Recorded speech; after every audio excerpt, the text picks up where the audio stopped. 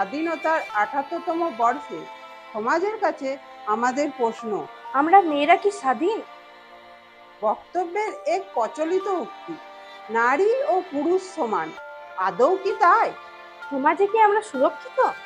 প্রতিটি গার্জেন কেন তাদের ছেলেকে এই শিক্ষা দেয় না, তারা যেন নারীদের সম্মান করে, তোমার উপস্থিতিতে যেন তারা সুরক্ষিত থাকে? সমাজে এখনো কেন কন্যা ভ্রূণ হত্যা হবে? কেন এখনো নারীরা পণ প্রথার শিকার হবে?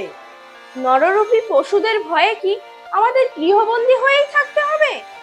পুত্র সন্তান লাভে পরিবার যতটা আনন্দিত হয়, কন্যা সন্তান লাভে কেন হয় না?